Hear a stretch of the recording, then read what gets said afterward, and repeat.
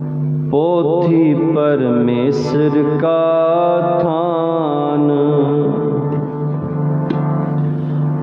पोथी परमेश्वर का थान, पोथी परमेश्वर का थान, पोथी परमेश्वर का थान, पोथी परमेश्वर का थान। साध संग गावे गुण गोबिंद, साध संग गावे गुण गोबिंद, पूर्ण ब्रह्म ज्ञान, पूर्ण ब्रह्म ज्ञान। पोथी परमेश्वर का, पोथी परमेश्वर का थान।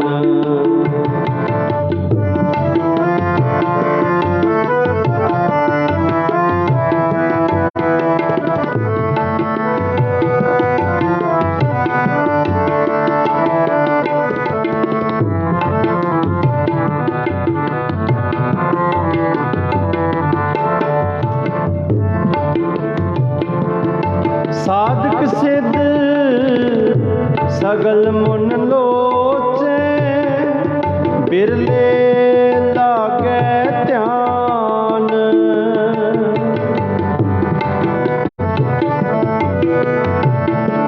साधक सिद्ध सगल मुन लोचे, बिरले लागे ध्यान। जिसे कृपाल होए मेरा स्वामी, पूर्णता को काम, पूर्णता को काम, पूर्णता को काम। पोथी परमेश्वर का थान, पोथी परमेश्वर का थान। साध संग गावे गुण गोबिंद, साध संग गावे गुण गोबिंद, ब्रह्म ज्ञान, पूर्ण ब्रह्म ज्ञान। पोथी परमेश्वर का थान, पोथी परमेश्वर का थान।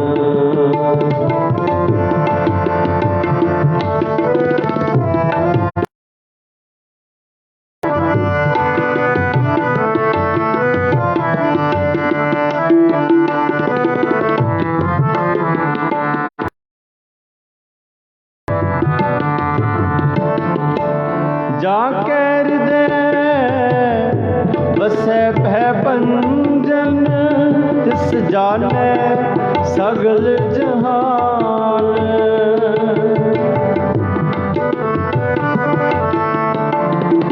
जाके हृदय भय भंजन, तिस जाने सगल जहान।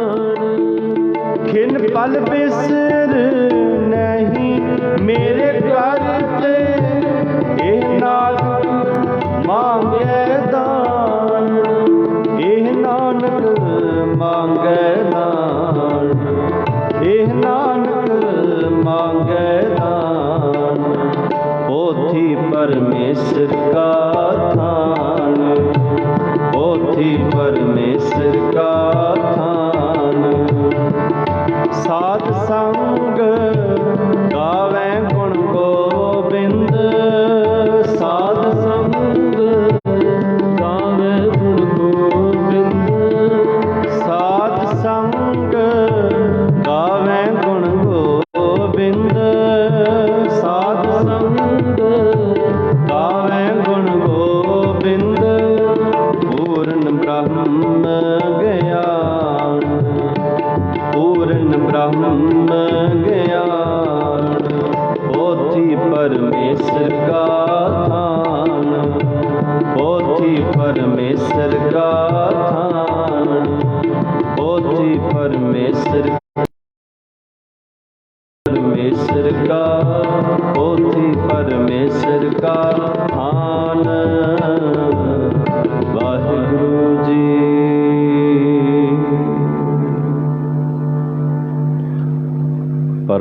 ਸਤਿਕਾਰਯੋਗ ਗੁਰੂ ਰੂਪ ਗੁਰੂ ਪਿਆਰੀ ਸਾਧ ਸੰਗਤ ਜੀਓ,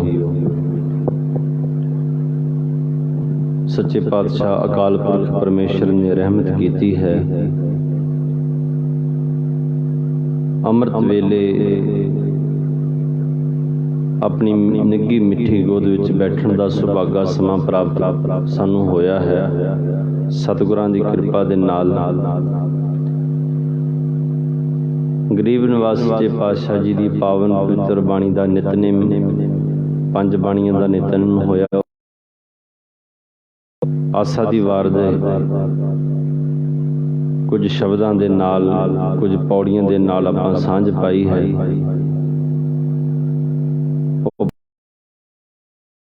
ਦਾ ਪਾਵਨ ਪਵਿੱਤਰ ਮੁੱਖ ਹੁਕਮਨਾਮਾ ਸਾਹਿਬ ਹੈ। ਮੁੱਖ ਵਾਕ ਬਖਸ਼ਿਸ਼ ਹੋਇਆ ਹੈ। ਗਰੀਬ ਨਿਵਾਸ ਸੱਚੇ ਪਾਤਸ਼ਾਹ ਗੁਰੂ ਅਰਜਨ ਦੇਵ ਮਹਾਰਾਜ ਜੀ ਨੇ ਸਾਡੀ ਝੋਲੀ ਵਿੱਚ ਪਾਇਆ ਹੈ। ਉਸ ਨੂੰ ਆਪਾਂ ਵਿਚਾਰੀਏ। ਉਹਦੇ ਸੰਬੰਧ ਵਿੱਚ ਆਪਾਂ ਪਿਛਲਾ ਸ਼ਬਦ ਸਰਵਣ ਕੀਤਾ, ਇਹੋ ਜਗ ਸੱਚੇ ਕੀ ਹੈ ਕੋਠੜੀ, ਸੱਚੇ ਕਾ ਵਿੱਚ ਵਾਸ, ਪਹਿਲੇ ਇਕ ਨਾ ਹੁਕਮੇ ਕਰੇ ਵਿਨਾਸ਼। ਇਹ ਸ਼ਲੋਕ ਆਉਂਦਾ ਹੈ। ਸਤਿਗੁਰੂ ਜੀ ਧੰਨ ਧੰਨ ਗੁਰੂ ਅੰਗਦ ਦੇਵ ਮਹਾਰਾਜ ਜੀ ਨੇ ਇਸ ਭੇਦ ਨੂੰ ਖੋਲ੍ਹਦਿਆਂ ਹੋਇਆਂ ਕਿ ਪਰਮਾਤਮਾ ਕਿੱਥੇ ਰਹਿੰਦਾ ਹੈ, ਉਹਨੇ ਕੀ ਬਣਾਇਆ। ਉਸਨੇ ਸਾਰਾ ਸੰਸਾਰ ਇੱਕ ਕੋਠੜੀ ਦੀ ਨਿਆਈ, ਇੱਕ ਘਰ ਦੀ ਨਿਆਈ ਬਣਾਇਆ। ਜਦੋਂ ਸਾਰਿਆਂ ਦੇ ਘਰ ਬਣ ਗਏ, ਸਭ ਬਣ ਗਿਆ, ਕੀਤਾ ਪਸਾਓ ਏਕੋ ਕੁਆਓ, ਤਿਸਤੇ ਹੋਏ ਲੱਖ ਦਰਿਆ, ਲੱਖਾਂ ਦਰਿਆ ਵਹਿ ਤੁਰੇ। ਸ੍ਰਿਸ਼ਟੀ ਬਣ ਗਈ, ਜੀਵ ਜੰਤੂ ਬਣ ਗਏ। ਤਾਂ ਉਹ ਪਰਮਾਤਮਾ ਕਹਿਣ ਲੱਗਾ ਮੈਂ ਵੀ ਕਿਤੇ ਰਹਿਣਾ ਹੈ, ਇਹਨਾਂ ਵਿੱਚ ਹੀ ਰਹਿਣਾ, ਇਹਨਾਂ ਤੋਂ ਦੂਰ ਨਹੀਂ ਹੋਣਾ ਚਾਹੁੰਦਾ। ਤੇ ਜਦੋਂ ਉਸਨੇ ਇਹ ਸੋਚਿਆ ਤੇ ਉਹ ਸਾਰਿਆਂ ਦੇ ਹਿਰਦਿਆਂ ਵਿੱਚ ਜਾ ਕੇ ਬੈਠ ਗਿਆ, ਜੋਤ ਰੂਪ ਹੋ ਕਰਕੇ। ਆਖੋ ਸਤਨਾਮ ਸ੍ਰੀ ਵਾਹਿਗੁਰੂ। ਇਹ ਸਾਰਾ ਜਗਤ ਉਸ ਪਰਮੇਸ਼ਰ ਦੇ ਰਹਿਣ ਦੀ ਜਗ੍ਹਾ ਹੈ, ਥਾਂ ਹੈ। ਸੱਚੇ ਕੀ ਹੈ ਕੋਠੜੀ, ਸੱਚੇ ਕਾ ਵਿਚਵਾਸ। ਪ੍ਰਭੂ ਇਸ ਵਿੱਚ ਵਸ ਰਿਹਾ ਹੈ। ਇੱਕ ਨਾ ਹੁਕਮ ਸਮਾਏ, ਇੱਕ ਨਾ ਹੁਕਮੇ ਕਰੇ ਵਿਨਾਸ਼। ਕਈ ਇਕਨਾਂ ਦਾ ਭਾਵ ਹੁੰਦਾ ਕਈ ਜੀਵਾਂ ਨੂੰ, ਇੱਕ ਨਾ ਕਈ ਜੀਵਾਂ ਨੂੰ ਉਹ ਆਪਣੇ ਹੁਕਮ ਅਨੁਸਾਰ ਇਸ ਸੰਸਾਰ ਸਾਗਰ ਦੇ ਝਮੇਲਿਆਂ ਤੋਂ, ਵਿਕਾਰਾਂ ਤੋਂ, ਵਿਸ਼ਿਆਂ ਤੋਂ, ਇਹਦੀ ਅੱਗ ਤੋਂ ਬਚਾ ਲੈਂਦਾ ਹੈ। ਜਿਹੜੇ ਹੁਕਮ ਅਨੁਸਾਰ ਚੱਲਦੇ ਹਨ ਸਦਾ ਪਾਬੰਦ ਰਹਿੰਦੇ ਹਨ, ਉਹਨਾਂ ਨੂੰ ਆਪਣੇ ਚਰਨਾਂ ਦੇ ਪਰ ਇੱਕ ਨਾ ਹੁਕਮੇ ਕਰੇ ਵਿਨਾਸ਼। ਕਈਆਂ ਜੀਵਾਂ ਨੂੰ ਉਹ ਆਪਣੇ ਹੁਕਮ ਅਨੁਸਾਰ ਵਿੱਚ ਹੀ ਡੋਬ ਦਿੰਦਾ ਹੈ। ਇੱਕ ਭਾਰੀ ਚੀਜ਼ ਹੋਵੇ, ਭਾਵੇਂ ਛੋਟੀ ਜਿਹੀ ਹੋਵੇ, ਜਿਵੇਂ ਛੋਟਾ ਪੱਥਰ ਦਾ ਟੁਕੜਾ ਹੈ, ਉਹ ਪਾਣੀ ਵਿੱਚ ਨਹੀਂ ਤੈਰਦਾ। ਪਾਣੀ ਦੇ ਉੱਪਰ ਭਾਵੇਂ ਕਿਤੇ ਵੱਡੀ ਸਾਰੀ ਲੱਕੜ ਦੀ ਟੁਕੜੀ, ਲੱਕੜ ਦਾ ਟੁਕੜਾ ਦਰਖਤ ਹੋਵੇ, ਸਮੁੰਦਰ ਦੇ ਉੱਪਰ ਤੈਰਦਾ ਰਹਿੰਦਾ ਹੈ। ਉਸ ਲੱਕੜ ਦੇ ਨਾਲ ਬੇੜੀਆਂ ਬਣਦੀਆਂ ਹਨ, ਜਹਾਜ਼ ਬਣਦੇ ਹਨ, ਪਰ ਪੱਥਰ ਨਹੀਂ ਤੈਰ ਸਕਦਾ। ਉਹ ਹੁਕਮ ਦੇ ਵਿੱਚ ਨਹੀਂ ਹੈ। ਪਰ ਲੱਕੜ ਦੇ ਵਿੱਚੋਂ ਜਿਹੜੀ ਸ਼ਕਤੀ ਹੈ ਹੁਕਮ ਮੰਨਣ ਦੀ, ਕਿਵੇਂ ਹੁਕਮ ਮੰਨਣ ਦੀ ਸ਼ਕਤੀ ਹੈ। ਦਰਖਤ ਖੜਾ ਹੈ, ਉਹਦੇ ਸਾਹਮਣੇ ਭਾਵੇਂ ਕੋਈ ਛਾਂ ਲੈਣਾ ਹੁੰਦਾ ਉਹਨੂੰ ਛਾਂ ਦੇ ਦਿੰਦਾ, ਜੇ ਕੋਈ ਉਹਦੇ ਥੱਲੇ ਫਲ ਲੈਣਾ ਹੁੰਦਾ ਫਲ ਦੇ ਦਿੰਦਾ। ਜਾਂ ਕੋਈ ਕਹਿੰਦਾ ਕਿ ਭਾਈ ਤੇਰੀ ਥੋੜ੍ਹੀ ਜਿਹੀ ਲੱਕੜ ਚਾਹੀਦੀ ਹੈ, ਇਹ ਫਰਨੀਚਰ ਬਣਾਉਣਾ, ਉਹ ਵੱਢ ਲੈਂਦਾ ਉਸ ਨੂੰ। ਜੇ ਕੋਈ ਸਾਰਾ ਹੀ ਵੱਢਣ ਆ ਜਾਵੇ ਤਾਂ ਫਿਰ ਵੀ ਉਸ ਨੂੰ ਮਨਾ ਨਹੀਂ ਕਰਦਾ। ਆਖੋ ਸਤਨਾਮ ਸ੍ਰੀ ਵਾਹਿਗੁਰੂ। ਫਿਰ ਉਹ ਵੱਢ ਕੇ ਆਪਣੇ ਘਰ ਲੈ ਜਾਂਦਾ। ਨਾ ਵੀ ਕੰਮ ਆਵੇ ਤਾਂ ਬਾਲਣ ਦੇ ਕੰਮ ਤਾਂ ਆ ਜਾਂਦਾ। ਜੇ ਕਿਤੇ ਸਿੱਧੀ ਲੱਕੜ ਮਿਲ ਜਾਵੇ, ਵਧੀਆ ਲੱਕੜ ਮਿਲ ਜਾਵੇ, ਤਾਂ ਉਹ ਮਲਾਹ ਜਿਹੜਾ ਹੈ ਕਹਿੰਦਾ ਮੈਂ ਇਹਦੀ ਕਿਸ਼ਤੀ ਬਣਾਵਾਂਗਾ, ਤੇ ਉਹ ਪਤਾ ਨਹੀਂ ਕਿੰਨਿਆਂ ਨੂੰ ਤਾਰਨ ਵਾਲਾ ਬਣ ਜਾਂਦਾ। ਉਹ ਲੱਕੜੀ ਦਾ ਇੱਕ ਟੁਕੜਾ, ਲੱਕੜ ਦਾ ਦਰਖਤ ਕਈਆਂ ਨੂੰ ਤਾਰ ਲੈਂਦਾ। ਮੰਨੈ ਤਰੈ ਤਾਰੇ ਗੁਰਸਿੱਖ। ਆਪ ਵੀ ਉਤਰਦਾ, ਦੂਜਿਆਂ ਨੂੰ ਵੀ ਤਾਰ ਲੈਂਦਾ। ਪਰ ਜਿਹਨੇ ਮੰਨਿਆ, ਕੀ ਮੰਨਿਆ? ਹੁਕਮ। ਤੇਰਾ ਹੁਕਮ ਅਪਾਰ ਹੈ, ਪਰ ਤੇਰੇ ਹੁਕਮ ਦੀ ਕੋਈ ਨਹੀਂ ਹੈ। हुक्म की है, तेरा हुक्म भाव के तेरी जय जयकार सारी दुनिया में हो रही है। जिथे किथे भी महाराज कोई कानून चलता है उसे नूं हुक्म कहंदे हन। महाराज एक ना हुक्म समाए ले, एक ना हुक्म कढ़ ले, एक ना नूं भाव के कई जीवां नूं ओह भाणे विच रख के अपनी रजा अनुसार कई जीवां नूं अपनी रजा अनुसार माया के मोह विचों कढ़ लैंदा है। एक ना भाणे कढ़ ले, पर कई जीवां नूं कईयां नूं इसे विच वसाई रखदा है, माया दे मोह विच, माया दे पदार्थां दे विच, मोह विच। ਇਹ ਸਮਾਨ ਮੇਰਾ, ਇਹ ਘਰ ਮੇਰਾ, बड़ी मेहनत ਦੇ ਨਾਲ ਬਣਾਇਆ, ਇਹ ਗੱਡੀ बड़ी मेहनत ਦੇ ਨਾਲ ਲਈ, मैं ਆਹ ਨੌਕਰੀ बड़ी मेहनत ਦੇ ਨਾਲ ਲਈ, ਇਹ ਪਰਿਵਾਰ ਨੂੰ बड़ी मेहनत ਦੇ ਨਾਲ मैं ਸੈੱਟ ਕੀਤਾ। ਇਹ ਮੋਹ ਹੈ, ਫਿਰ ਛੱਡਦਾ ਨਹੀਂ ਉਸ ਨੂੰ। ਕਈ ਇਹਨਾਂ ਵਿੱਚ ਹੀ ਫਸ ਜਾਂਦੇ ਹਨ ਤੇ ਕਈ ਐਸੇ ਗੁਰਮੁਖ ਹਨ ਕਿ ਉਹ ਘਰ ਵੀ ਬਣਾਉਂਦੇ ਹਨ, ਕਾਰੋਬਾਰ ਵੀ ਖੜਾ ਕਰਦੇ ਹਨ, ਆਪਣੇ ਪਰਿਵਾਰ ਨੂੰ ਵੀ ਪਾਲਦੇ ਹਨ, ਪਰ ਉਹ ਇੱਕ ਪਾਸੇ ਹੋ ਜਾਂਦੇ ਹਨ। ਕਹਿੰਦੇ ਭਾਈ ਤੁਸੀਂ ਆਪਣਾ ਕੰਮ ਕਰੋ, ਮੈਨੂੰ ਰੱਬ ਰੱਬ ਕਰ ਲੈਣ ਦਿਓ। ਆਖੋ ਸਤਨਾਮ ਸ੍ਰੀ ਵਾਹਿਗੁਰੂ। ਹੁਣ ਤੁਸੀਂ ਮੇਰੇ ਰਸਤੇ 'ਚ ਨਹੀਂ ਆਉਣਾ, ਮੈਂ ਆਪਣਾ ਜਿੱਥੇ ਮਰਜ਼ੀ ਬੈਠ ਕੇ ਨਾਮ ਜਪਾਂ, ਬਾਣੀ ਪੜ੍ਹਾਂ, ਭਾਵੇਂ ਗੁਰੂ ਘਰ ਜਾਵਾਂ, ਤੁਸੀਂ ਮੈਨੂੰ ਰੋਕਣਾ ਨਹੀਂ। ਉਹ ਸਤਿਗੁਰੂ ਕਹਿੰਦੇ ਇੱਕ ਨਾ ਭਾਣੇ ਕੱਢ ਲਏ, ਉਹਨਾਂ ਨੂੰ ਭਾਣੇ ਅਨੁਸਾਰ ਜੀਣਾ ਆ ਗਿਆ ਤੇ ਉਹ ਆਪਣੀ ਗੁਰੂ ਦੀ ਕਿਰਪਾ ਦੇ ਨਾਲ ਇਸ ਜੀਵਨ ਜਾਂਚ ਨੂੰ ਸਿੱਖ ਜਾਂਦੇ ਹਨ ਕਿਵੇਂ ਜੀਵਣਾ ਹੈ। ਏਵ ਭਿਆਖ ਨਾ ਜਾਵੈ, सतगुरु कहते ये गल भी दसी नहीं जा सकती, ये भी भ्याख न जापे, ये भी गल दसी नहीं जा सकती कि रब किस दा बेड़ा पार कर सकता है। ये जरूरी नहीं कि जिहड़ा अकिरत घाना है वह पार नहीं हो सकता, ये जरूरी नहीं कि जिहड़ा माया विच फसे वह पार नहीं हो सकता, ये जरूरी नहीं कि जिहड़ा हुक्म अनुसार नहीं जीउंदा वह पार नहीं हो सकता। जिहदे उपर उहदी किरपा होगी पहला ਉਹਨੇ ਉਹ 'ਤੇ ਕਿਰਪਾ ਕਰਨੀ ਹੈ ਜਿਹੜਾ ਹੁਕਮ ਵਿੱਚ ਨਹੀਂ ਜਿਉਂਦਾ, ਜਿਹੜਾ ਮਾਇਆ ਵਿੱਚ ਫਸਿਆ ਹੋਇਆ ਹੈ, ਜਿਹੜਾ ਕਦੇ ਵੀ ਰੱਬ ਨੂੰ ਚੇਤੇ ਨਹੀਂ ਕਰਦਾ, ਜਿਹੜਾ ਅਕਿਰਤ ਘਾਣਾ ਹੈ, ਕੀ ਪਤਾ ਪਹਿਲਾਂ ਉਹ 'ਤੇ ਨਿਗਾਹ ਹੋ ਜਾਵੇ। ਇਸ ਕਰਕੇ ਨਿਗਾਹ ਲੈਣ ਵਾਸਤੇ, ਨਜ਼ਰ ਲੈਣ ਵਾਸਤੇ ਸਾਹਮਣੇ ਖੜਨਾ ਪਵੇਗਾ, ਝੋਲੀ ਅੜ ਕੇ ਖੜਨਾ ਪਵੇਗਾ। ਮਹਾਰਾਜ ਕਿਰਪਾ ਕਰੋ ਦੀਨ ਕੇ ਦਾਤੇ, ਮੇਰਾ ਗੁਣ ਅਵਗੁਣ ਨਾ ਵਿਚਾਰੋ ਕੋਈ।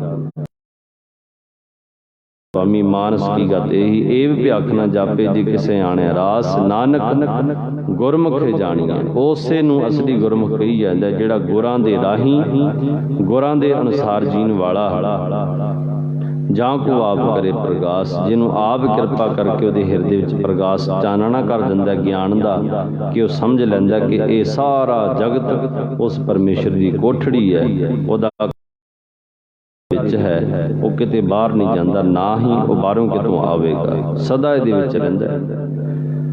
अज दा जो पावन पवित्र दिहाड़ा है, जो पुरब है अज दा, अज दे दिन गुरु अर्जन देव महाराज जी ने जो बाणी एकत्र करके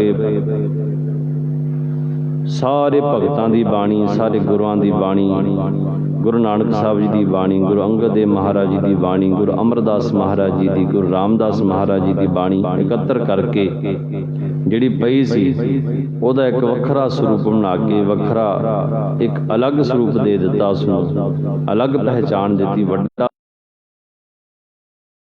भाई साहब भाई गुरदास जी तो लिखा करके रिश्ते दे विच भाई गुरदास जी मामा जी लगते हैं, अते भाई गुरदास जी भी ये नहीं कहते मेरा भाणजा है, वो भी गुरु मानते हैं, रब करके मानते हैं। तो उन्होंने सेवा की लिखण की, जो सारा स्वरूप तैयार हो करके कह लगे, सतगुर कह लगे भाई आप इन्हां दा प्रकाश करना, किते आप हर रोज़ इनू पढ़ के विचारिया करना इस पोथी नूं। पहला पोथी साहब कहा जाता सी, पोथी साहब नूं प्रकाश करके ये शब्द ही विचार करया करनी, कित्थे प्रकाश करिए। बथेरियां सलाहां कईयां ने दित्तियां होणगीਆਂ, इन्हां वास्ते वखरा स्थान बना दिंने आ। सतगुरु कह लगे नहीं, जिथे हरमंदर दे विच आपां बैठदे आ, हर रोज़ संगतां दर्शन करन आंदियां हन, उस अस्थान ते अज तो बाद ये पोथी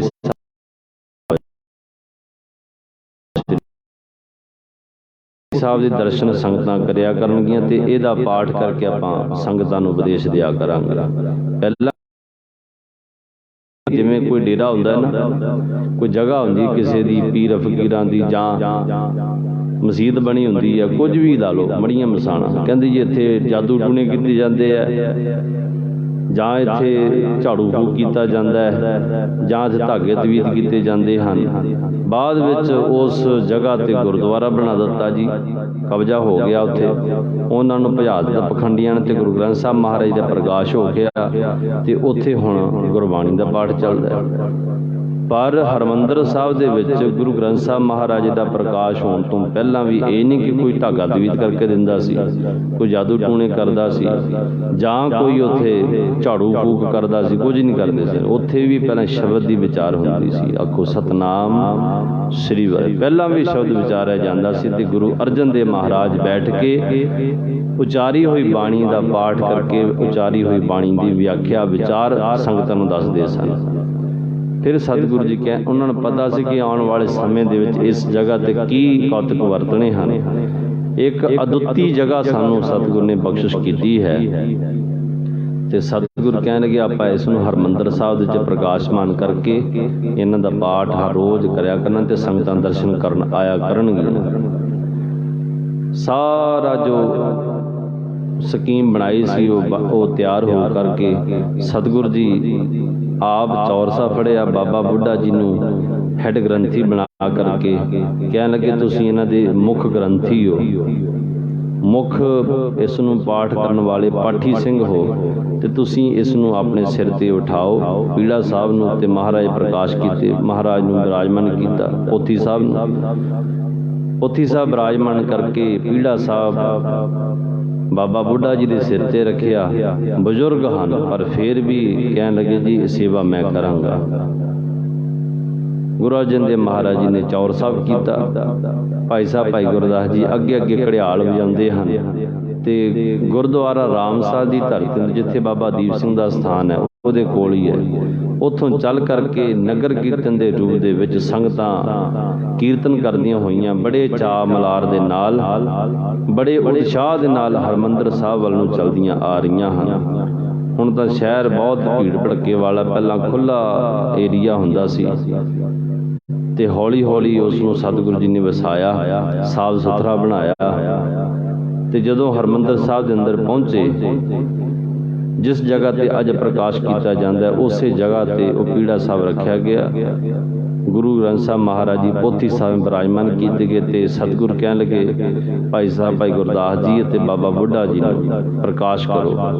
ਮਹਾਰਾਜ ਜੀ ਨੇ ਆਪ ਅੱਗੇ ਹੋ ਕਰਕੇ ਪ੍ਰਕਾਸ਼ ਕਰਨਾ ਸਿਖਾਇਆ, ਜਿਵੇਂ ਪ੍ਰਕਾਸ਼ ਕਰਦੇ ਕਿ ਇੱਦਾਂ ਦਾ ਪ੍ਰਕਾਸ਼ ਕਰਨਾ, ਇੱਦਾਂ ਰੁਮਾਲੇ ਸਾਹਿਬ ਇਹਨਾਂ ਦੇ ਸਜਾਣੇ ਹਨ। ਅਤੇ ਸਤਿਗੁਰੂ ਜੀ ਨੇ ਆਪ ਕੋਲ ਬੈਠ ਕੇ ਬਾਬਾ ਬੁੱਢਾ ਜੀ ਨੂੰ ਬੇਨਤੀ ਕੀਤੀ, ਬਾਬਾ ਜੀ ਤੁਸੀਂ ਸਾਡੇ ਸਾਰਿਆਂ ਵਿੱਚ ਸਿਆਣੇ ਹੋ, ਤੁਹਾਡਾ ਹੱਕ ਬਣਦਾ, ਅਤੇ ਤੁਸੀਂ ਇਸ ਪੋਥੀ ਸਾਹਿਬ ਦੇ ਗ੍ਰੰਥੀ ਸਿੰਘ ਹੋ। ਹੁਣ ਤੁਸੀਂ ਕਿਰਪਾ ਕਰੋ, ਪ੍ਰਕਾਸ਼ ਕਰ ਲਿਆ, ਪ੍ਰਕਾਸ਼ ਹੋ ਕਰਕੇ ਜਿਹੜਾ ਹੁਕਮਨਾਮਾ ਸਾਹਿਬ ਹੈ ਉਹ ਸਾਨੂੰ ਸਰਵਣ ਕਰਾਓ, ਜਿਹੜਾ ਸ਼ਬਦ ਤੁਹਾਡੀ ਨਿਗਾਹ ਵਿੱਚ ਹੈ, ਜਿਹੜਾ ਬਖਸ਼ਿਸ਼ ਹੋਇਆ ਹੈ ਉਹ ਸਾਨੂੰ ਸਰਵਣ ਕਰਾਓ। ਤਾਂ ਬਾਬਾ ਬੁੱਢਾ ਜੀ ਨੇ ਹੁਕਮਨਾਮਾ ਸਾਹਿਬ ਲਿਆ, ਜਿਹੜਾ ਆਪਾਂ ਕੱਲ੍ਹ ਸ਼ਬਦ ਵਿਚਾਰਿਆ ਸੀ ਨਾ, ਕੱਲ੍ਹ ਹੁਕਮਨਾਮਾ ਸਾਹਿਬ ਜੀ, ਸੰਤਾਂ ਕੇ ਕਾਰਜ ਆਪ ਖਲੋਇਆ, ਹਰ ਕੰਮ ਕਰਾਵਣ ਆਇਆ ਰਾਮ। ਧਰਤ ਸੁਹਾਵੀ ਤਾਲ ਸੁਹਾਵਾ, ਵਿੱਚ ਅੰਮ੍ਰਿਤ ਜਲ ਛਾਇਆ ਰਾਮ। ਸਤਿਗੁਰੂ ਕਹਿਣ ਲੱਗੇ ਇਹ ਹੁਕਮਨਾਮਾ ਉਸ ਅਕਾਲ ਪੁਰਖ ਨੇ ਆਪ ਭੇਜਿਆ ਕਿ ਉਹਦੇ ਕਾਰਜ ਹਨ, ਉਸੇ ਨੇ ਸਾਰੇ ਕਾਰਜ ਕਰਨੇ ਹਨ, ਸਾਡਾ ਇਹਦੇ ਵਿੱਚ ਕੋਈ ਰੋਲ ਨਹੀਂ ਹੈ। ਜੋ ਕੁਝ ਕੀਤਾ ਉਸ ਪਰਮੇਸ਼ਰ ਨੇ ਕੀਤਾ ਹੈ। ਆਪਣੇ ਸੇਵਕ ਕੀ ਆਪੇ ਰਾਖੈ, ਆਪੇ ਨਾਮ ਜਪਾਵੈ। ਅੱਜ ਦੇ ਦਿਨ ਦੀਆਂ ਆਪ ਸੰਗਤਾਂ ਨੂੰ ਲੱਖ ਲੱਖ ਮੁਬਾਰਕਾਂ। ਸਤਿਗੁਰੂ ਜੀ ਗੁਰੂ ਗ੍ਰੰਥ ਸਾਹਿਬ ਮਹਾਰਾਜ ਜੀ ਨੇ ਅੱਜ ਹਰਿਮੰਦਰ ਸਾਹਿਬ ਦੇ ਅੰਦਰ ਪ੍ਰਕਾਸ਼ ਹੋ ਕਰਕੇ ਸੰਗਤਾਂ ਨੂੰ ਦਰਸ਼ਨ ਦਿੱਤੇ, ਅਤੇ ਅੱਜ ਵੀ ਉਹ ਕਿੰਨੀਆਂ ਸਦੀਆਂ ਤੋਂ ਲੈ ਕਰਕੇ 4 ਸਦੀਆਂ ਹੋ ਗਈਆਂ, 400 ਸਾਲ ਤੋਂ ਉੱਪਰ ਹੋ ਗਿਆ ਸਮਾਂ, ਪਰ ਅੱਜ ਵੀ ਗੁਰੂ ਗ੍ਰੰਥ ਸਾਹਿਬ ਮਹਾਰਾਜ ਉਸੇ ਤਰ੍ਹਾਂ ਦਰਸ਼ਨ ਦੇ ਕਰਕੇ ਸਾਨੂੰ ਖੁਸ਼ੀਆਂ ਵੰਡ ਰਹੇ ਹਨ। ਕਈ ਵਾਰੀ ਹਰਿਮੰਦਰ ਸਾਹਿਬ ਦੇ ਸਰੋਵਰ ਨੂੰ ਪੂਰਿਆ ਗਿਆ, ਕਈ ਵਾਰੀ ਇਸ ਇਮਾਰਤ ਨੂੰ ਤੋੜਿਆ ਗਿਆ, ਭੰਨਿਆ ਗਿਆ, ਪਰ ਨਾ ਇਹ ਖਤਮ ਹੋਇਆ, ਨਾ ਹੀ ਖਤਮ ਹੋ ਸਕਦਾ ਹੈ। 5 ਵਾਰੀ ਹਰਿਮੰਦਰ ਸਾਹਿਬ 'ਤੇ ਹਮਲੇ ਹੋਏ, ਕਈ ਵਾਰੀ ਸਰੋਵਰ ਨੂੰ ਪੂਰਿਆ ਗਿਆ ਕੂੜੇ ਕਰਕਟ ਦੇ ਨਾਲ, ਗੰਦਗੀ ਦੇ ਨਾਲ, ਪਾਪੀਆਂ ਨੇ, ਜ਼ਾਲਮਾਂ ਨੇ ਪਰਵਾਹ ਨਹੀਂ ਕੀਤੀ ਇਸ ਨੂੰ ਨੁਕਸਾਨ ਪਹੁੰਚਾਉਣ ਤੱਕ, ਪਰ ਗੁਰੂ ਦੇ ਸਿੱਖਾਂ ਨੇ, ਗੁਰੂ ਦੀਆਂ ਸੰਗਤਾਂ ਨੇ ਇਸ ਨੂੰ ਅੱਜ ਤੱਕ ਬਰਕਰਾਰ ਕਰਕੇ ਰੱਖਿਆ ਕਿ ਇਹ ਗੁਰੂ ਅਰਜਨ ਦੇਵ ਮਹਾਰਾਜ ਨੇ ਸਾਨੂੰ ਹਰੀ ਮੰਦਰ ਦਿੱਤਾ ਹੈ। ਇਸ ਦੇ ਵਾਸਤੇ ਆਪਾਂ ਜਾਨ ਵੀ ਨਿਸ਼ਾਵਰ ਕਰ ਸਕਦੇ ਹਾਂ ਤੇ ਜਾਨਾਂ ਨਿਸ਼ਾਵਰ ਕੀਤੀਆਂ।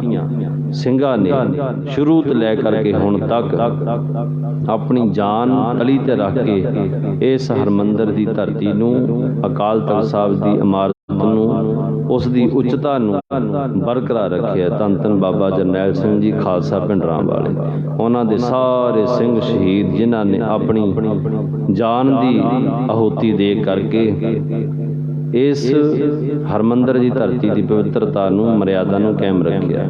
ਉਪਰੰਤ ਹੁਣ ਤੱਕ ਗੁਰੂ ਗ੍ਰੰਥ ਸਾਹਿਬ ਮਹਾਰਾਜ ਉੱਥੇ ਪ੍ਰਕਾਸ਼ ਹੋ ਕਰਕੇ ਸਾਨੂੰ ਖੁਸ਼ੀਆਂ ਵੰਡ ਰਹੇ ਹਨ।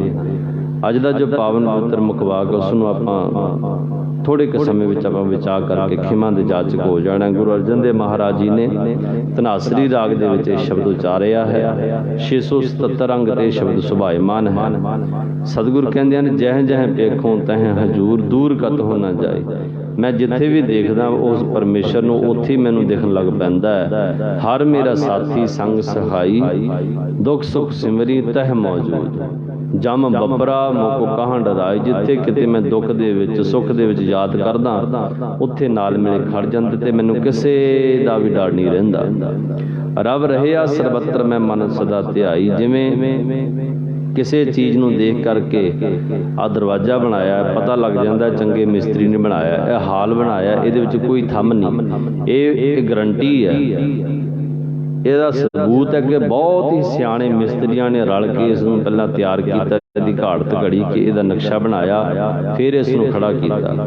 ਨਹੀਂ ਤਾਂ ਛੋਟਾ ਜਿਹਾ ਕਮਰਾ ਬਣਾਉਣਾ ਪਵੇ, ਤਾਂ ਛੋਟਾ ਜਿਹਾ ਘਰ ਬਣਾਉਣਾ ਪਵੇ, ਥੱਲੇ ਕੰਧਾਂ ਦਿਓ, ਪਿੱਲਰ ਦਿਓ, ਜੇ ਦਿਓ, ਕਿੰਨਾ ਕੁਛ ਉਹਨੂੰ ਖੜਾ ਕਰ ਰੱਖਣ ਵਾਸਤੇ ਥੱਲੇ ਉਹਦੇ ਸਪੋਰਟ ਦੇਣੀ ਪੈਂਦੀ ਹੈ। ਪਰ ਕਿੱਡਾ ਵੱਡਾ ਹਾਲ ਹੈ, ਇਹਦੇ ਥੱਲੇ ਕੋਈ ਪਿੱਲਰ ਨਹੀਂ, ਇਹਦੇ ਉੱਪਰ ਹੋਰ ਨਿਗਾਹ ਮਾਰੀਏ ਕਿੱਡਾ ਵੱਡਾ ਆਕਾਸ਼ ਹੈ, ਤੇ ਆਕਾਸ਼ ਕਦੇ ਥੱਲੇ ਨਹੀਂ, ਨਾ ਹੀ ਬਿਨ ਥੰਮਾ ਗਗਨ ਰਹਾਇਆ। ਬਿਨਾਂ ਥੰਮਾ ਤੋਂ ਸਾਰਾ ਗਗਨ ਖੜਾ ਪਿਆ ਹੈ, ਆਕਾਸ਼ ਖੜਾ ਪਿਆ ਹੈ। ਇੱਥੋਂ ਪਤਾ ਲੱਗਦਾ ਬਹੁਤ ਹੀ ਚੰਗੇ ਸਿਆਣੇ ਮਿਸਤਰੀ ਨੇ ਇਹ ਆਕਾਸ਼ ਬਣਾਇਆ ਹੈ। ਕੋਈ ਵੀ ਚੀਜ਼ ਦੇਖ ਲਓ, ਦਰਿਆ ਵਹਿੰਦੇ ਹਨ ਆਪਣੀ ਲੈ ਦੇ ਵਿੱਚ। ਉਹ ਪਹਿਲਾਂ, ਹੁਣ ਤਾਂ ਬੰਨ ਬੰਨੇ ਸਰਕਾਰਾਂ ਨੇ, ਪਹਿਲਾਂ ਕਿਹਨੇ ਸਰਕਾਰਾਂ ਨੇ ਬੰਨ ਬੰਨੇ? ਪਹਿਲਾਂ ਆਪਣੇ ਆਪ ਜਿਹੜੇ ਬੰਨ ਬਣਦੇ ਰਹਿੰਦੇ, ਪਾਣੀ ਚੱਲਦਾ ਜਾਂਦਾ ਹੈ, ਉਹਦੇ ਨਾਲ ਨਾਲ ਬੰਨ ਆਪਣੇ ਆਪ ਬਣਦੇ ਰਹਿੰਦੇ ਹਨ। ਇਹ ਵੀ ਕਿਸੇ ਨੇ ਬਣਾਈ ਚੀਜ਼ ਹੈ। ਤਸਵੀਰ ਕਿਸੇ ਨੇ ਬਣਾਈ ਹੋਵੇ, ਦੇਖ ਕੇ ਪਤਾ ਲੱਗਦਾ ਕਿ ਕਿਸੇ ਚੰਗੇ ਮੁਸੱਵਰ ਨੇ ਬਣਾਈ ਹੈ, ਚਿੱਤਰਕਾਰ ਨੇ ਬਣਾਈ ਹੈ। ਕਿਤੇ ਮੂਰਤੀ ਖੜੀ ਹੋਵੇ ਪੱਥਰ ਦੀ, ਸੰਗਮਰਮਰ ਦੀ, ਪਤਾ ਲੱਗ ਜਾਂਦਾ ਚੰਗੇ ਸੰਗ ਤਰਾਸ਼ ਨੇ ਬਣਾਈ ਹੋਈ ਹੈ। ਪਰ ਉਹਨਾਂ ਚੀਜ਼ਾਂ ਨੂੰ ਬਣਾਉਣ ਵਾਲੇ ਜਿਹੜੇ ਮਿਸਤਰੀ ਹਨ, ਚੀਜ਼ਾਂ ਸਾਹਮਣੇ ਪਈਆਂ ਹੁੰਦੇ, ਪਰ ਮਿਸਤਰੀ ਕਿਤੇ ਹੋਰ ਜਾ ਕੇ ਬੈਠਾ ਹੁੰਦਾ ਹੈ। ਪਰ ਜਿਹੜੀ ਇਹ ਜੱਗ ਸੱਚੇ ਕੀ ਹੈ, ਕੋਠੜੀ ਸੱਚੇ ਕਾ ਵਿੱਚ ਵਾਸ। ਇਸ ਆਕਾਸ਼ ਨੂੰ ਬਣਾਉਣ ਵਾਲਾ, ਇਸ ਧਰਤੀ ਨੂੰ ਬਣਾਉਣ ਵਾਲਾ ਇਸ ਆਕਾਸ਼ ਦੇ ਥੱਲੇ ਰਹਿੰਦਾ ਹੈ, ਇਸ ਆਕਾਸ਼ ਦੇ ਵਿੱਚ ਵੀ ਰਹਿੰਦਾ ਹੈ। ਜਲ ਥਲ ਮਹੀਲ ਪੂਰਿਆ, ਸੁਆਮੀ ਸਿਰਜਣਹਾਰ। ਜਲ ਦੇ ਵਿੱਚ, ਥਲ ਦੇ ਵਿੱਚ, ਮਹੀਲ ਦਾ ਭਾਵ ਹੁੰਦਾ ਪ੍ਰਥਵੀ ਅਤੇ ਅਲ ਦਾ ਭਾਵ ਹੁੰਦਾ ਆਕਾਸ਼। ਇਹਨਾਂ ਦੋਨਾਂ ਦੇ ਵਿਚਕਾਰ ਜਿਹੜਾ ਖਾਲੀ ਥਾਂ ਹੈ, ਉਹਦੇ ਵਿੱਚ ਵੀ ਰਹਿ ਰਿਹਾ। ਜਿਵੇਂ ਦੇਖੋ ਇਸ ਹਾਲ ਨੂੰ ਬਣਾਉਣ ਵਾਲੇ ਮਿਸਤਰੀ, ਉਹ ਵਿਚਾਰੇ ਚਲ ਗਏ ਹੋਣੇ ਆ ਕਿਤੇ ਹੋਰ, ਜਾਂ ਕੋਈ ਖਤਮ ਵੀ ਹੋ ਗਏ ਹੋਣੇ ਆ, ਪਰ ਇੱਥੋਂ ਦੇ ਜਿਹੜੇ ਮਾਲਕ ਹਨ ਉਹ ਸਦਾ ਹੀ ਕਈ ਸਾਲਾਂ ਤੋਂ ਇੱਥੇ ਬੈਠੇ ਹਨ ਤੇ ਕਈ ਸਦੀਆਂ ਤੱਕ ਇੱਥੇ ਬੈਠੇ ਰਹਿਣਗੇ। ਜੁਗੋ ਜੁਗ ਅਟਲ ਸਾਹਿਬ ਸ੍ਰੀ ਗੁਰੂ ਗ੍ਰੰਥ ਸਾਹਿਬ ਮਹਾਰਾਜ ਜੀ। ਆਖੋ ਸਤਨਾਮ ਸ੍ਰੀ ਵਾਹਿਗੁਰੂ। ਇਹ ਸਾਰੀ ਦੁਨੀਆ ਦੇ ਮਾਲਕ ਹਨ, ਇਹ ਸਦਾ ਇੱਥੇ ਕਾਇਮ ਰਹਿਣਗੇ। ਰਬ ਰਹਿਆ ਸਰਬੱਤਰ ਮੈਂ। ਜਦੋਂ ਸਿੱਧਾ ਪਾਠ ਕੀਤਾ ਜਾਂਦਾ ਹੈ, ਕਈ ਪਾਠੀ ਸਿੰਘ ਸਾਨੂੰ ਟੋਕ ਦਿੰਦੇ, ਕਹਿੰਦੇ ਤੁਸੀਂ ਗਲਤ ਪੜ੍ਹਦੇ ਹੋ। ਕਹਿੰਦੇ ਰਬ ਰਹਿਆ ਸਰਬੱਤ ਮੈਂ ਮਨ ਸਦਾ ਧਿਆਈ। ਮੈਂ ਮਨ ਨਹੀਂ, ਮੈਂ ਮਨ ਦੇ ਵਿੱਚ ਨਹੀਂ ਹੈਗਾ। ਰਬ ਰਹਿਆ ਸਰਬੱਤਰ ਮਾਇ। ਇਹਨੂੰ ਇੱਦਾਂ ਪੜ੍ਹਿਆ ਜਾਂਦਾ ਹੈ, ਮੈਂ ਨਹੀਂ ਪੜ੍ਹਨਾ, ਮੈਂ। ਮੰਮਾ ਤੇ ਈੜੀ ਸਿਹਾਰੀ, ਜਾਂ ਮੰਮਾ ਤਾਂ ਯਈਆ। ਮਾਏ ਦਾ ਭਾਵ ਹੁੰਦਾ ਸਰਬੱਤਰਮਈ ਹੋ ਕਰਕੇ, ਸਾਰਿਆਂ ਦੇ ਇੱਕ ਰੂਪ ਹੋ ਕਰਕੇ, ਅਨੇਕ ਰੂਪ ਹੋ ਕਰਕੇ ਵਿਚਰ ਰਿਹਾ। ਤੇ ਮਨ ਦੇ ਵਿੱਚ ਸਦਾ ਉਸ ਨੂੰ ਧਿਆਉਣਾ ਚਾਹੀਦਾ, ਸਦਾ ਉਸ ਨੂੰ ਯਾਦ ਰੱਖਣਾ ਚਾਹੀਦਾ। ਇਹ ਤੂਤ ਨਹੀਂ ਵਿਛੜਿਆ, ਇਤ ਉਤ ਭਾਵ ਕਿ ਇਸ ਲੋਕ ਅਤੇ ਉਸ ਪਰਲੋਕ ਵਿੱਚ ਕਦੇ ਵਿਛੜਦਾ ਨਹੀਂ ਤੇ ਸਦਾ ਹੀ ਸੰਗੀ ਬਣ ਕੇ ਰਹਿੰਦਾ ਹੈ। ਨਾਨਕ ਢੂੰਡ ਸੱਜਣ ਸੰਤ ਪੱਕਿਆਂ, ਓਏ ਜਵੰਦੇ ਵਿਛੜੇ, ਓਏ ਮੋਇਆ ਨਾ ਜਾਈ ਛੋੜ। ਕਿ ਐਸੇ ਸੱਜਣਾਂ ਨੂੰ ਲੱਭ ਲੈ ਜਿਹੜੇ ਦੁਨਿਆਵੀ ਸੱਜਣ ਹਨ, ਇਹ ਤਾਂ ਜਨਮ ਤੋਂ ਬਾਅਦ ਸਾਥ ਛੱਡ ਜਾਂਦੇ ਹਨ। ਜਿਤਨਾ ਤੇਰਾ ਜੀਵਨ ਹੈ ਉਦੋਂ ਤੱਕ ਤੇਰੇ ਮਿੱਤਰ ਹਨ, ਪਰ ਐਸੇ ਵੀ ਕਈ ਸੱਜਣ ਹਨ ਮਰਨ ਤੋਂ ਬਾਅਦ ਵੀ ਤੇਰਾ ਸਾਥ ਨਹੀਂ ਛੱਡਣਗੇ। ਆਖੋ ਸਤਨਾਮ ਸ੍ਰੀ ਵਾਹਿਗੁਰੂ। ਇਹ ਤੂਤ ਨਹੀਂ ਵਿਛੜਿਆ ਸੋ ਸੰਗੀ ਗਣੀਐ, ਬਿਨ ਸਜਾਏ ਜੋ ਨਿਮਕ ਮੈਂ ਸੋ ਅਲਪ ਸੁਖ ਬਣੀਐ। ਜਿਹੜਾ ਸੁਖ ਇੱਕ ਨਿਮਕ ਦੇ ਵਿੱਚ ਵਿਛੜ ਜਾਵੇ, ਖਤਮ ਹੋ ਜਾਵੇ, ਦੁੱਖ ਵਿੱਚ ਆ ਜਾਵੇ, ਦੁੱਖ ਵਿੱਚ ਤਬਦੀਲ ਹੋ ਜਾਵੇ, ਉਸ ਨੂੰ ਅਲਪ ਕਹਿੰਦੇ ਨੇ। ਛੋਟਾ ਜਿਹਾ ਸੁੱਖ ਮਿਲਣਾ ਚਾਹੀਦਾ ਹੈ, ਉਹ ਸਦਾ ਥਿਰ ਰਹਿਣ ਵਾਲਾ ਸੁੱਖ ਨਹੀਂ ਭਾਈ। ਦੁਨਿਆਵੀ ਕੋਈ ਸੁੱਖ ਹੈ, ਉਹਦੀ ਲਿਮਟ ਹੈ, ਉਹਦਾ ਸਮਾਂ ਹੈ, ਪਰ ਜਿਹੜਾ ਅਸਲੀ ਸੁੱਖ ਹੈ ਅਬਨਾਸੀ ਸੁੱਖ, ਗੁਰੂ ਦੀ ਕਿਰਪਾ, ਖੇਮ ਕੁਸ਼ਲ ਸਹਿਜ ਆਨੰਦ, ਉਹ ਗੁਰੂ ਦੀ ਕਿਰਪਾ ਦੇ ਵਿੱਚ ਹੈ, ਵਾਹਿਗੁਰੂ ਜੀ ਦੀ ਯਾਦ ਦੇ ਵਿੱਚ ਹੈ। ਰਹਾਓ ਵਿਸ਼ਰਾਮ ਦੇ ਕਰਕੇ ਸਤਿਗੁਰ ਕਹਿੰਦੇ ਬਿਰਤ ਪਾਲੈ ਅਪਿਆਓ ਦੇ, ਕਛ ਊਣ ਨਾ ਹੋਈ। ਉਹ ਸਾਰਿਆਂ ਦੀ ਪ੍ਰਤਿਪਾਲਨਾ ਕਰਦਾ ਹੈ, ਸਾਰਿਆਂ ਨੂੰ ਜਨਮ ਦੇਣ ਵਾਲਾ ਵੀ ਹੈ, ਸਾਰਿਆਂ ਨੂੰ ਬਣਾਉਣ ਵਾਲਾ ਵੀ ਹੈ, ਸਾਰਿਆਂ ਦੀ ਪਾਲਣ ਪੋਸ਼ਣ ਕਰਨ ਵਾਲਾ ਵੀ ਹੈ। 3 ਟਾਈਮ ਦੀ ਸਾਨੂੰ ਰੋਟੀ ਦਿੰਦਾ ਬਿਨਾਂ ਮੰਗਿਆ ਤੋਂ।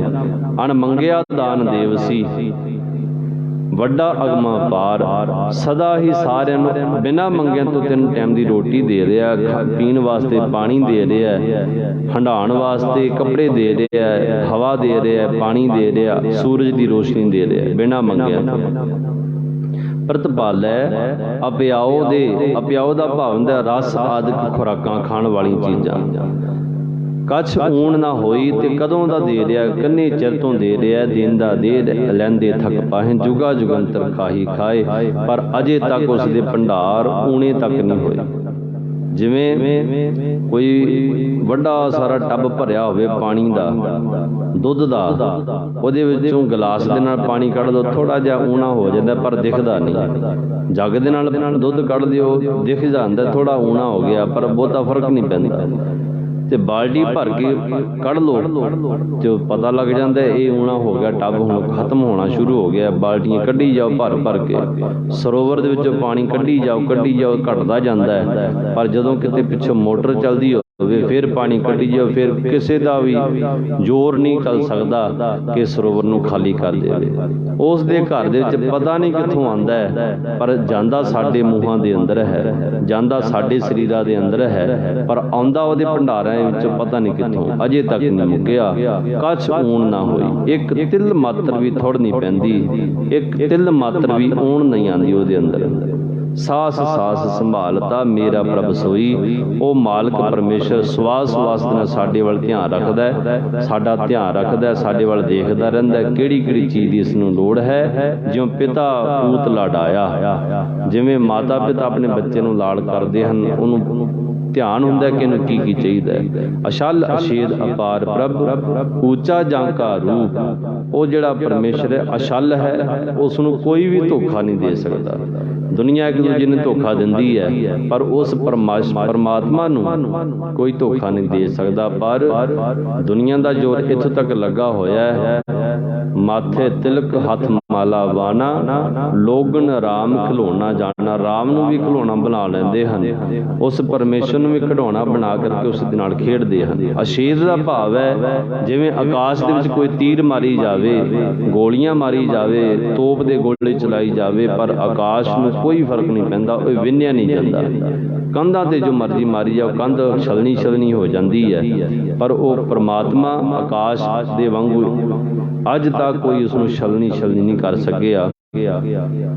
ਫਾਰੂਨ ਹੋਇਆ ਹੈ ਮਿਸਰ ਦੇ ਵਿੱਚ, ਕਹਿੰਦਾ ਮੈਂ ਸੁਣਿਆ ਪਰਮਾਤਮਾ ਹੈ। ਵਜ਼ੀਰ ਕਹਿੰਦੇ ਹਾਂ ਹੈ ਜੀ। ਕਹਿੰਦੇ ਕਿੱਥੇ ਰਹਿੰਦੇ? ਕਹਿੰਦੇ ਉੱਪਰ ਆਕਾਸ਼ ਦੇ ਵਿੱਚ। ਕਹਿੰਦੇ ਮੈਂ ਉਸ ਦੇ ਨਾਲ ਲੜਨਾ ਚਾਹੁੰਦਾ, ਜੰਗ ਕਰਨਾ ਚਾਹੁੰਦਾ। ਤੇ ਵਜ਼ੀਰ ਖੁਸ਼ਾਮਦ ਕਰਨ ਵਾਲੇ ਸਨ, ਕਹਿੰਦੇ ਜੀ ਲੜੋ, ਜ਼ਰੂਰ ਲੜੋ, ਤੁਹਾਡੇ ਵਿੱਚ ਤਾਕਤ ਬਹੁਤ ਹੈ, ਤੁਸੀਂ ਤਕੜੇ ਹੋ, ਤੁਸੀਂ ਜੋ ਮਰਜ਼ੀ ਕਰ ਸਕਦੇ ਹੋ। ਉੱਥੋਂ ਦਾ ਪਰਮਾਤਮਾ ਉਹ ਹੈ, ਸਾਡੇ ਪਰਮਾਤਮਾ ਤੁਸੀਂ ਹੋ। ਜਿਹੜੇ ਵਜ਼ੀਰ ਹੁੰਦੇ ਹਨ ਕਈ ਇੱਦਾਂ ਦੀ ਚਮਚਾਗਿਰੀ ਕਰਨ ਵਾਲੇ ਹੁੰਦੇ ਨੇ, ਕਹਿੰਦੇ ਚਲੋ ਲਿਆਓ। तीर लियाओ तिखे तिखे बड़े जबरदस्त तीर कमान। कई दिन कहते वो गधे ते सवार हो करके गधे ते सवार होया, कहंदा पहला कहंदे हाथी लैके आई, कहंदे लै इत्ते छोटे जे रब दे नाल लड़न वास्ते हाथी दी की लोड़ है। कहंदा फिर घोड़ा लैने, ना घोड़ा नहीं, वो तो मैं तो मामूली चीज़ समझदा रब नूं, घोड़े ते चढ़ के लड़ना। कहंदे की चल वो कहंदे मैं तो उन्होंने मामूली चीज़ समझदा, ਉਹਦੇ मुकाबले मैं तो गधे ते सवार हो करके लड़ांगा, क्योंकि गधे की मत है अंदर। गधे की मत से बंदा जो सवार हो जाता फिर इदां दे कर्म करता है। गधे के उपर सवार हो के कई दिन कहंदा तीर चलांदा रहा, सवेरे शुरू हो जाता शाम तक तीर चलांदा रहा। कहंदा चलो चली घरां नूं, इत्थे नहीं कोई फायदा। वजीर कहन लगे की गल होई? कहंदा मैं जिहड़ा पहला तीर चलाया सी ना उहदे नाल ही मर गया होना, जे ना मरिया हुंदा जींदा हुंदा कोई ना कोई तो जवाब दिंदा। आखो सतनाम श्री वाहिगुरू, कोई ना कोई तो जवाब दिंदा मैनूं। ते सतगुरु कह लगे यह जे मूर्खां दे नाल एक फारून नहीं, मूर्खां दे नाल सारा संसार भरिया पिया है। थां थां ते मिल जाणगे इदां दे मूर्ख, पर अज तक उस परमात्मा जिहड़ा आकाश दे वांगू फैलिया होया है कोई उसनूं विन भी नहीं सकिया, कोई उसनूं नुकसान नहीं पहुँचा सकिया।